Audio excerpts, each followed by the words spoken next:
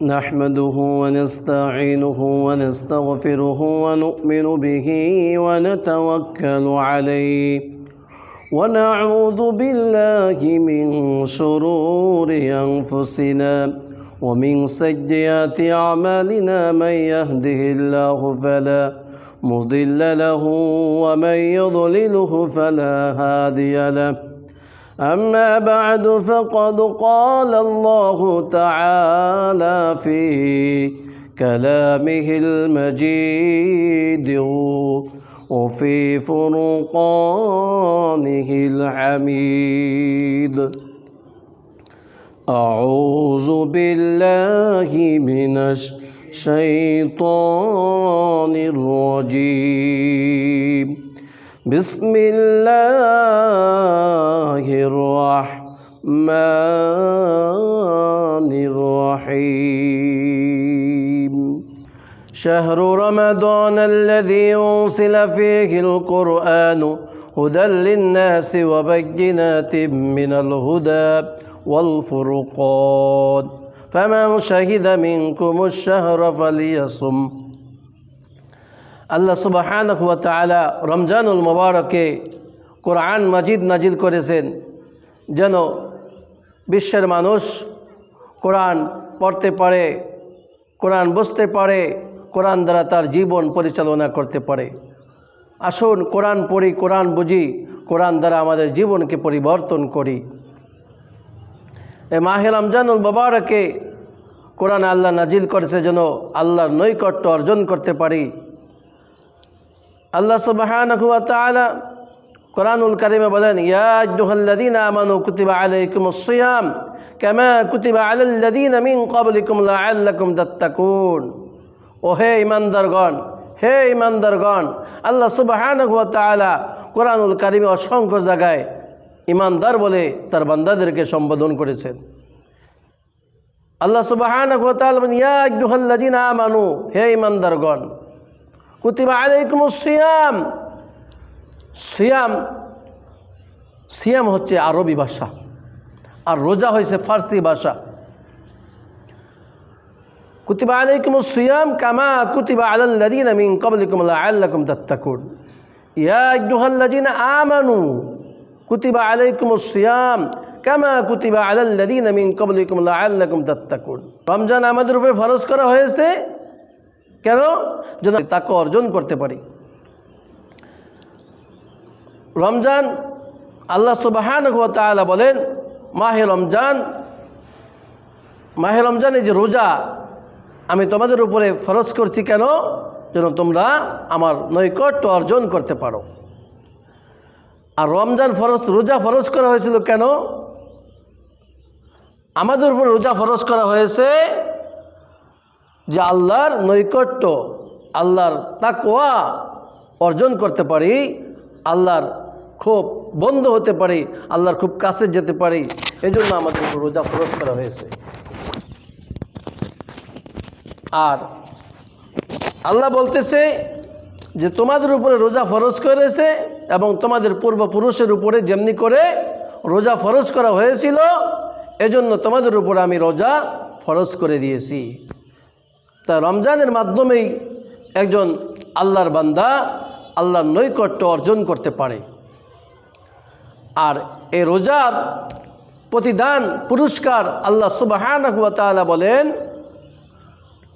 রোজা আমার জন্য, আর এই রোজার পুরস্কার প্রতিদান আমি আল্লাহ নিজেই আমার বান্দাদেরকে দিব। এজন্য আল্লাহ বলেন, আস-সাওমু লি ওয়া আনা আজজি বিহি, আস-সাওমু লি ওয়া আনা উজাজি বিহি। রোজা আমি ফরজ করেছি, আমার বান্দারা রোজা রাখবে, আর এই রোজার পুরস্কার প্রতিদান আমি আল্লাহ নিজ হাতেই আমার বান্দাকে দিব।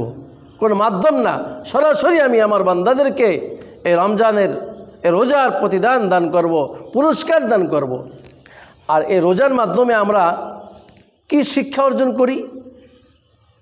আমরা শিক্ষা অর্জন করি যারা অসহায় মানুষ, দরিদ্র মানুষ, গরিব মানুষ, যারা ঠিকমতো তিন বেলা খেতে পারে না, অসহায় দরিদ্র, তারা বোঝে ক্ষুধা কি জিনিস। এ রোজা আল্লাহ দান করেছেন যেন এ রোজার মাধ্যমে যারা পয়সাওয়ালা, শিল্পপতি, অসংখ্য মিল কারখানা, বড় বড় ইন্ডাস্ট্রিজের মালিক, বড়লোক, পয়সাওয়ালা, তারা যেন এই গরিবের কষ্ট বোঝে। অসহায়, দরিদ্র, ক্ষুধার্ত মানুষের কষ্ট বোঝার জন্যই এ আল্লাহ মাহে রমজান প্রতি বছর বছর ঘুরে ঘুরে আমাদের কাছে, আমাদের ধারে ধারে আল্লাহ পাঠান। এই 2025 সালে আমাদের সামনে যেই মাহে রমজান আসতেছে, আমরা যেন এই 30টা রোজা সঠিকভাবে ঠিকমতো রাখতে পারি এবং এই রোজার হুকুম আহকাম সুন্দরভাবে, পরিপূর্ণভাবে তাকওয়া অবলম্বন করে আমরা এই মাহে রমজানে 30টা রোজা রাখতে পারি সঠিকভাবে। এজন্য আমাদের সকলকে আল্লাহ যেন সেই তৌফিক দান করে। আর এই মাহে রমজানে আমরা যেন কোরআন পড়তে পারি, কোরআন বুঝতে পারি, কোরআন দ্বারা আমাদের জীবন পরিবর্তন করতে পারি। এই মাহে রমজান প্রতি বছরই আমাদের কাছে ঘুরে ঘুরে আসে, কিন্তু আমরা সঠিকভাবে রমজানুল মুবারকের আল্লাহর হুকুম পরিপূর্ণ করতে পারি না। এজন্য 2025 সাল যেন আমরা এই মাহে রমজানের পরিপূর্ণ হক আদায় করতে পারি।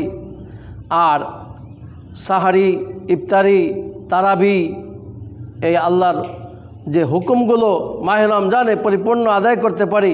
আর শুধু আমি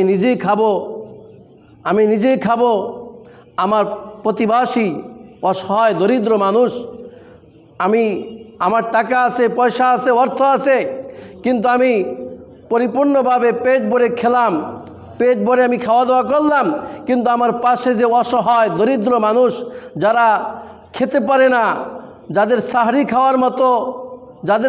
খাওয়ার মতো সেই নাই, তৌফিক নাই, আমি পেট ভরে গরু গোশত, মুরগি, বিভিন্ন ভালো ভালো খেতেছি, কিন্তু আমার পাশে অসহায় দরিদ্র মানুষ আছে, যারা রোজা রাখার মতো, ইফতারি খাওয়ার মতো, সাহরি খাওয়ার মতো তৌফিক নাই, তাদেরকে আমরা না দিয়ে আমরা নিজেরা পেট ভরে খেলাম, এটার নাম কিন্তু সিয়াম সাধনা না।